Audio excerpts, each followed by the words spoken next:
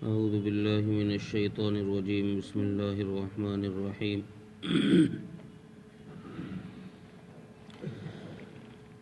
الم تر الی الذین یزکون انفسهم بل اللہ یزکی من یشاء ولا یظلمون فتیلا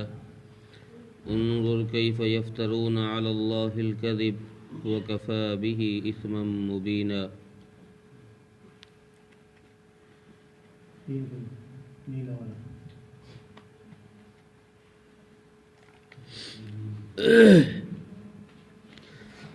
اہل کتاب ان کا تذکرہ پیچھے سے کئی آیتوں سے چل رہا تھا،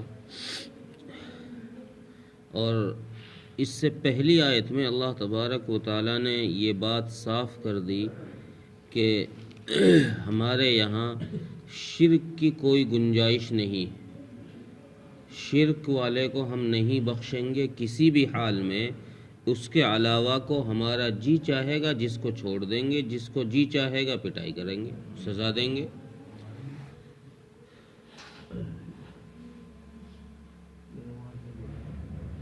ان آیتوں میں اللہ تبارک و تعالی نے یہود کی ایک اور خامی کا ذکر فرمایا کہ یہ یہودی جو تھے اور عیسائی بھی انہی میں شامل ہیں،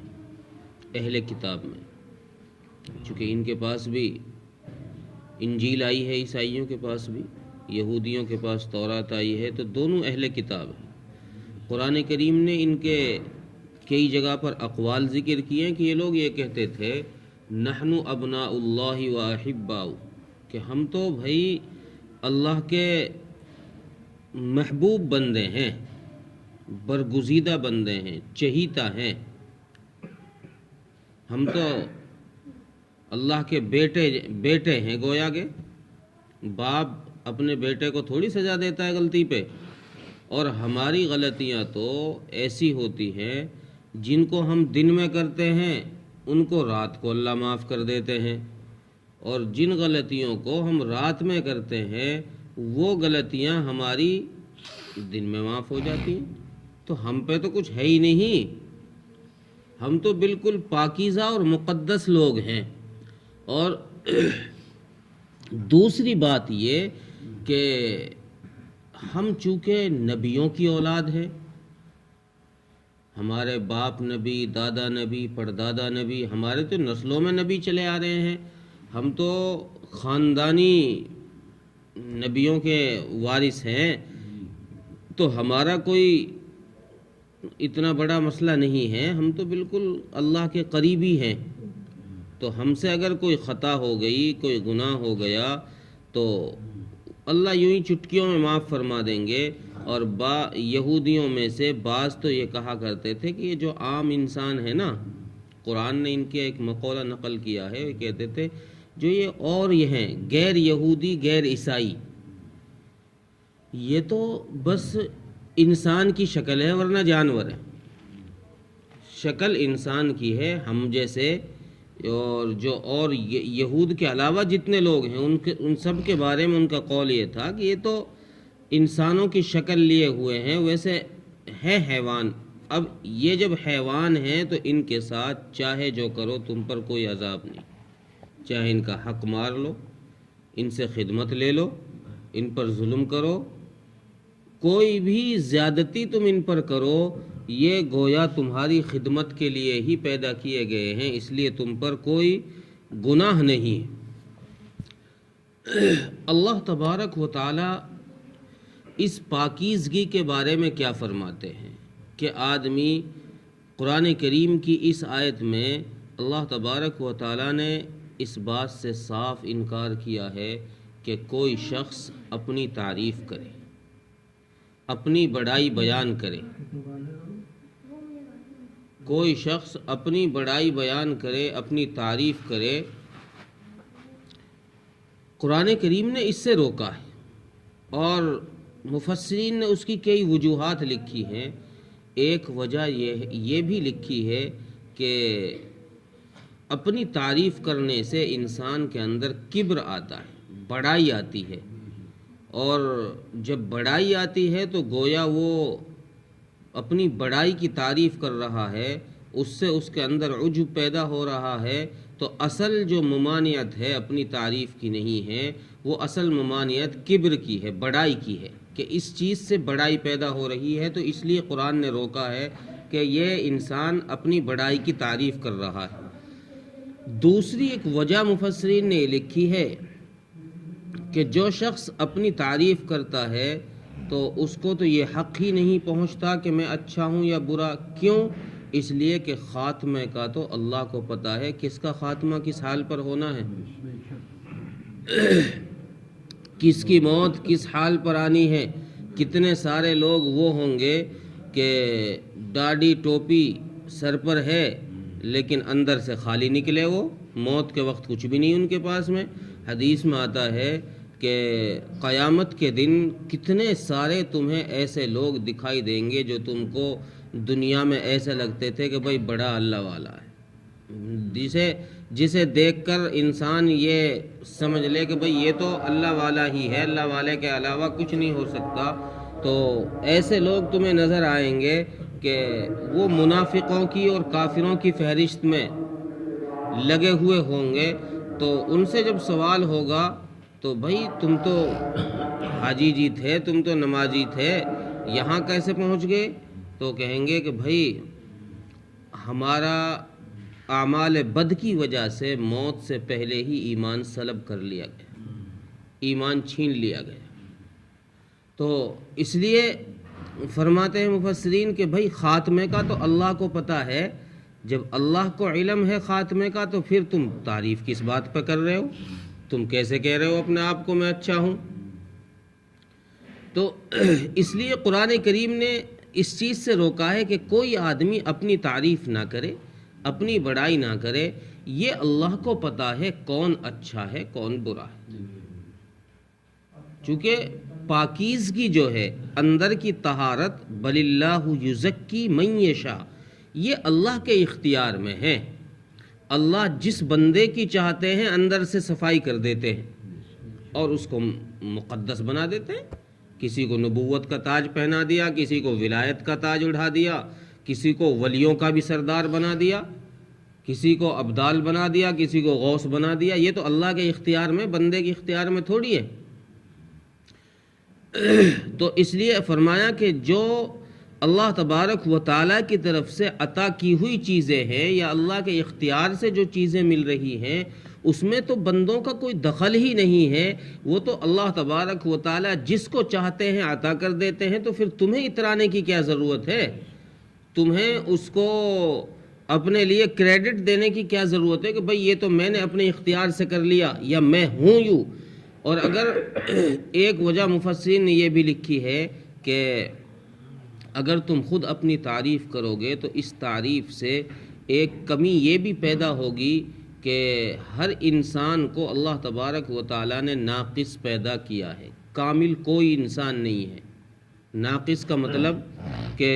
اس سے غلطیاں ہوتی ہیں، بالکل صاف ستھرا کوئی بھی بشر نہیں ہے سوائے انبیاء کے، سوائے انبیاء کی ذات کے کوئی بشر ایسا نہیں ہے کہ جس سے جو صاف ستھرا ہو، جس سے کمی نہ ہوتی ہو، غلطیاں نہ ہوتی ہوں، گناہ نہ ہوتے ہوں۔ اگر تم اپنی تعریف کرو گے تو گویا تم اس طرف اشارہ کر رہے ہو کہ اللہ نے مجھے کامل پیدا کیا ہے، مجھ سے تو خطائیں نہیں ہو رہی۔ تو اس چیز سے لوگوں کو تمہاری ذات میں دھوکہ لگ سکتا ہے، لوگ تمہاری طرف بہک سکتے ہیں، جو کہ تمہاری جہنم میں جانے کا تمہارا ذریعہ اور سبب بن سکتے ہیں۔ اس لیے اللہ تبارک و تعالیٰ نے اس چیز سے صاف روک دیا اور فرمایا کہ جس کو اللہ تبارک و تعالیٰ پاک کر دیں، صاف کر دیں، جس کی طہارت کر دیں، یزکی، جس کے اندر کو بالکل صاف کر دیں،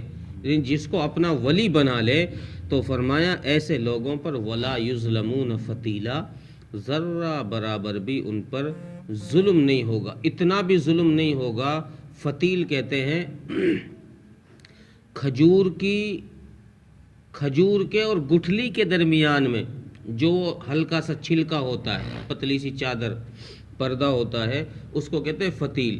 بعض مفسرین نے لکھا ہے کہ فتیل کہتے ہیں اس کو جو کھجور کی گٹھلی کے جو بیچ میں وہ دراڑ سی ہوتی ہے نشان سا، اس کے بیچ میں سے ایک دھاگا سا نکلتا ہے، ہلکا سا پتلا اور بالکل باریک، اس کو فتیل کہتے ہیں۔ فرمایا اس طرف اشارہ کیا ہے چونکہ قرآن اس زمانے میں نازل ہوا ہے جو کھجور جس زمانے میں ایک عام غذا تھی، اب تو لوگ ادھر ادھر کی غذائیں کھانے لگ گئے ہیں، اصل غذا اس دور میں کھجور ہی تھی، تو اللہ تبارک و تعالیٰ نے مثال بھی سمجھانے کے لیے اسی چیز سے دی تاکہ لوگوں کو بات اچھی طرح ذہن میں آ جائے کہ فرمایا کہ اللہ تبارک و تعالیٰ کسی پر کھجور کی گٹھلی کے دھاگے کے برابر بھی ظلم نہیں کریں گے، اتنا سب کسی کے ساتھ زیادتی نہیں ہوگی اللہ تبارک و تعالیٰ کے یہاں۔ اور پھر اگلی آیت میں اللہ تعالیٰ فرماتے ہیں ان بیوقوف یہودیوں کو دیکھو، اہل کتاب کو دیکھو، انظر کیف یفترون علی اللہ الکذب، ارے دیکھو تو صحیح یہ اللہ پر کیسا جھوٹ باندھ رہے ہیں، دیکھو بھائی یہ اللہ پر کیسا جھوٹ باندھ رہے ہیں کہ یہ کہہ رہے ہیں کہ ہم تو پاک ہیں، ہم تو صاف ستھرے ہیں، ہم میں تو کوئی کمی نہیں، حالانکہ اللہ تبارک و تعالیٰ نے سوائے نبی کے ہر ایک انسان کو ناقص پیدا کیا ہے، کسی کی نہ عقل کامل ہے اور نہ کسی کا جسم کامل ہے، اس میں دونوں عقل میں بھی کمی ہے، جسم میں بھی کمی ہے، تو جب یہ ناقص ہیں ہر اعتبار سے، اور تو پھر اللہ تبارک و تعالیٰ پر یہ کیسا بہتان باندھ رہے ہیں، ظلم کر رہے ہیں، اور یہ ان کا بہتان باندھنا ہی ان کے ہلاکت کا سبب ہے، یہی ان کے گنہگار ہونے کے لیے کافی۔ ایسی غلطی، صریح غلطی کرنا، کھلی بات کہنا اللہ کی شان کے خلاف ہے، تو یہی ان لوگوں کے لیے گنہگار ہونے کے لیے کافی ہے۔ جب یہ گنہگار ہونے کے لیے ان کے لیے کافی ہے یہ بات، تو پھر جو گنہگار ہوگا وہ سزا کا بھی مستحق ہوگا، تو یہ لوگ یہودی عیسائی یہ لوگ خود بخود سزا کے مستحق ہو جائیں گے اپنی ان افطرا بازیوں سے، ان جھوٹوں کی وجہ سے، کہیں اپنے آپ کو اللہ کا بیٹا کہہ رہے ہیں، کہیں اپنے آپ کو اللہ کا چہیتا بتا رہے ہیں، کہیں کہہ رہے ہیں کہ ہم کو تو گناہ کرنے سے کوئی سزا ہی نہیں ملے گی، کہیں پر ان کا یہ قول بھی ذکر کیا ہے کہ اگر بھائی سزا ملی بھی تو ہمیں تو ویسے ہلکے پھلکے لپڑ تھپڑ دے کر چھوڑ دیا جائے گا، اصل تو تم جلو گے جہنم میں، ہم تھوڑی جائیں گے۔ تو ان کے اس جھوٹ کی وجہ سے اللہ تبارک و تعالیٰ نے فرمایا کہ ان کا یہ جو جھوٹ ہے، یہ افطرا بازی ہے، ان کے گنہگار ہونے کے لیے یہی کافی ہے، اسی کے سبب سے ہم ان کو جہنم کی آگ میں دھونک دیں گے۔ ترجمہ دیکھیں، الم تر الی الذین یزکون انفسہم، کیسا تعجب ہے ان لوگوں پر، کیا تم نے نہیں دیکھا ان لوگوں کو جو اپنے آپ کو پاکیزہ کہتے ہیں؟ بل اللہ یزکی من یشاء، بلکہ اللہ تبارک و تعالی جس کو چاہتے ہیں پاک کر دیتے ہیں، ولا یظلمون فتیلا، اور پھر اللہ تبارک و تعالی جس کو پاک کرتے ہیں اس پر ذرہ برابر بھی، کھجور کی اس چادر کے برابر بھی جو گٹھلی کے اوپر ہوتی ہے، اس پردے کے برابر بھی کسی پر ظلم نہیں کرتے۔ انظر کیف یفترون علی اللہ الکذب، دیکھو تو صحیح